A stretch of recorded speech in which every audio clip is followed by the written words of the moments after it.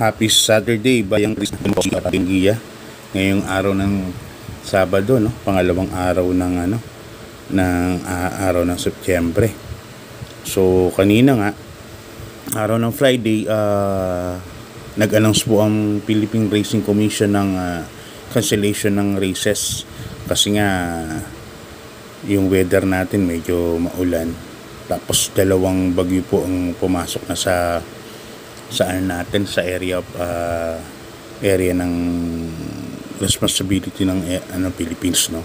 Dalawang bagyo na po ang pumasok, kaya siguro nag-anticipate sila na baka lalong lumakas. Pero ito ngayon medyo nag-aaraw-araw pa naman eh. So nag-decide na sila na i-cancel na yung karera, siguro for the security na rin ng mga tao sa karera, like hinete, yan, kabayo, at iba pang sota, yan, para sa security na rin nila, kaya nila kinancel siguro yung isang araw ng karera. Kasi yan, pag nag-ulan yan, daming malamang lusak yung pista, malamang may mapalitaan naman tayo na pilay, parang ganon. So for the safety ng lahat, kinancel na lang ng Philippine Racing Commission ng karera. So yan, ngayong bali Sabado, so yung matatakbo ng Friday, karamihan tatakbo ng Sabado at Linggo, no? At yun nga, meron po tayong 8 races na inihanda po ang Philippine Racing Commission at ang Metro Turf Management para sa atin.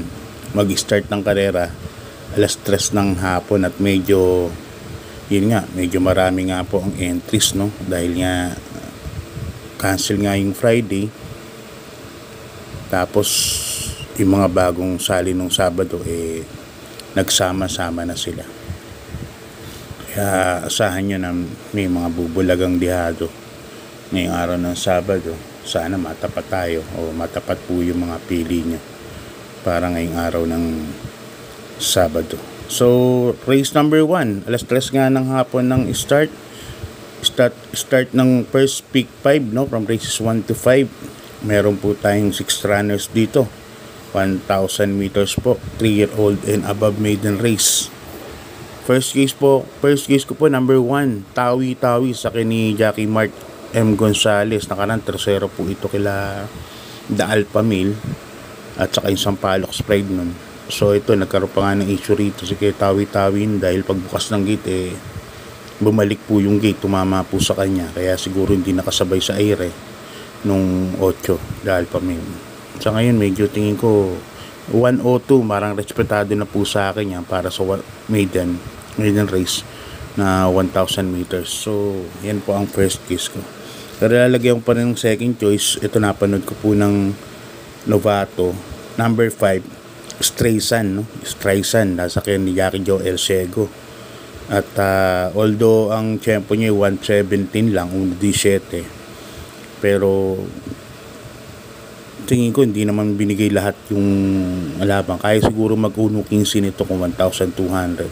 So pag kinonvert mo, para mga 102 and a half na rin yan para sa 1,000 meters. Kaya yan ang first case ko, number 1, Tawi, number 5, Streisand. Okay, lipat na tayo sa race number 2, Bayang Race Stamp, isa ng winner take all from races 2 to 8. Yan, meron po tayong 8 runners dito, but 7 betting options lang. Bali, meron tayong 7 runners, but 6 betting options lang. Kasi may couple entry, Palawig at saka Big Battle.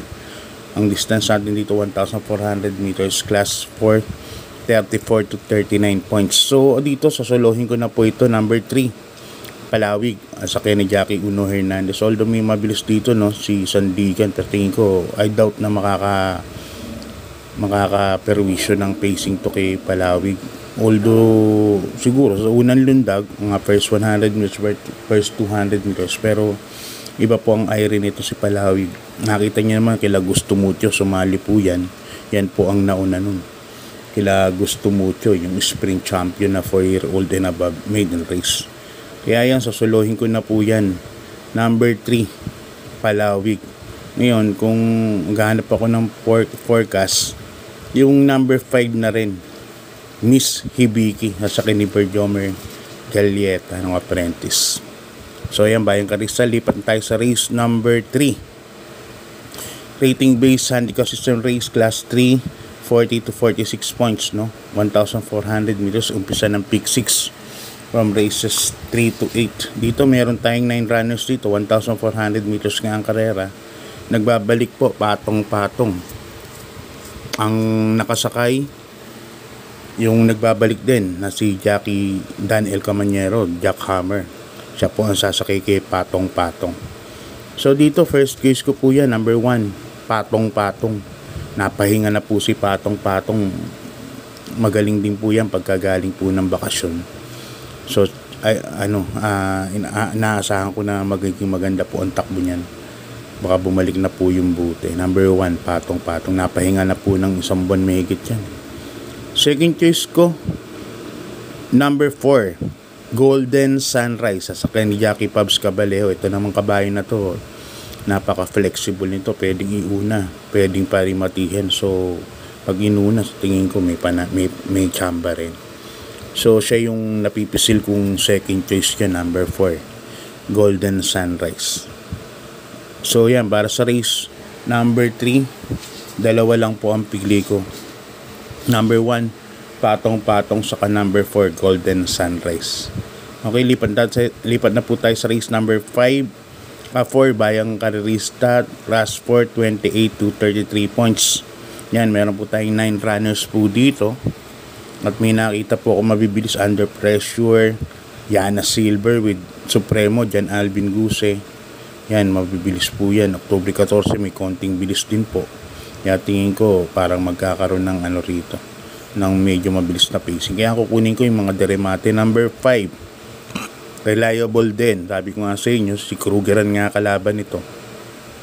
Medyo mataas ang grupo na kalaban nito last time.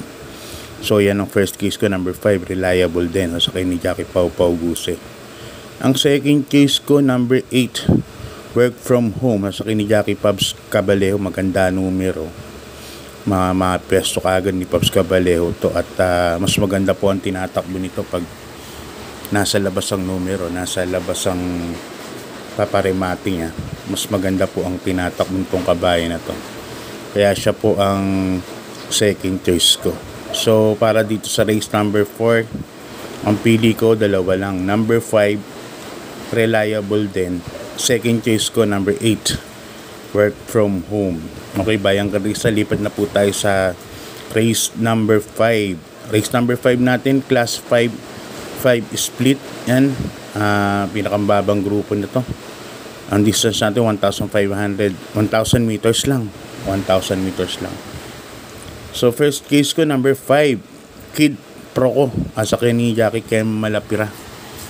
Si Kid Pro, although ngayon, dati di bandera to, ngayon nasusunod na lang.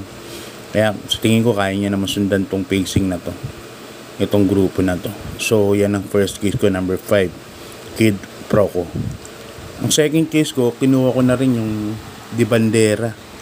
At pag nauna po ito, talagang may panalo po ito. Number 3, Case the Gold. Sa ni Jackie BJB Galieta, no, Prince Jackie. At medyo magang po ang timbang, 48 kilograms lang. Baka mapabor po sa kanya to. Maraming mabilis to kasi Eunice Inaya, Case the Gold. Kaso si Case the Gold kasi nasa Balya po yan. At alam niyo na 1,000 meters paglikuan, sigurado lamang po yung nasa Balya. At may advantage po sa pag-ikot, pagliko, parang ganun. Kaya siya po ang napipisil ko second choice niya. So ang first case ko, number 5, Kid Pro ko. Second case ko, number 3, Chase the Gold. Okay, lipat tayo sa race number 6, Bayang Karista. Ito, full gate po tayo, 14 runners po. May dalawang couple entries po tayo, but 12 betting option lang po tayo rito. So first case ko, number 11, Benji's Prayer. Nasa kay ni Jackie Uno Hernandez, 56 kilograms ang dala. At yun nga, sabi ko nga nung nakaraan tip ko, pagka yan galing sa mahabang bakasyon, maganda po lagi ang tinatakbo.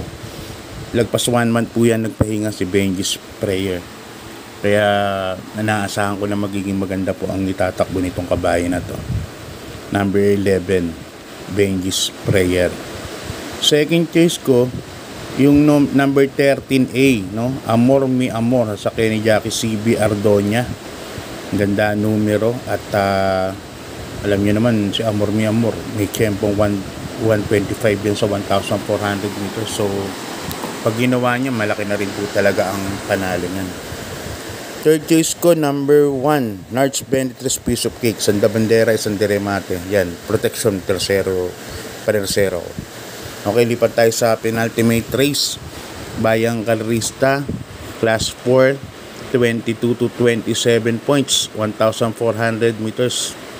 At dito full gate po tayo, may 13 betting options lang, 13 kasi may couple entry, Red Soul saka Papa Boom. First case ko, number 3, Chocolate Thunder sa ni Jackie Pabs Cabalejo. Sa tingin ko medyo bumaba po ng laban po ito, number 3, Chocolate Thunder ni Pabs. At saka sa tingin ko maipepeso kagad ni Pabs to. Gumesto lang ng mga tercero kwarto to, malaki na po kagad ang panalo. Yan. Second choice ko, yung number 14, Uncle Vine, sasakyan ni Jackie JB Hernandez na from Louis Lunar, naging JB Hernandez. Kaya malaki po ang panalo niyan. Third choice ko, yung couple entry ng Red Soul saka Baba Boom. Yan, dalawa na rin para at least pares di remate. Baka maganda itakbo. Si Red Soul magaling sa putik yan. So yan, 349 ako para sa penultimate race. Okay, lipat tayo sa last race. Bayang Kalorista, rating base class 5, 6 to 10 split. Race number 8, 1,400 meters. Dito full gate po tayo, walang couple entry. So 14 na horses po ang maglalaban-laban dito. Ang first case ko rito, number 9. Number 9, si Advance Party. Ito, naalala ko to, segundo kay Autumn Shower nakaraan.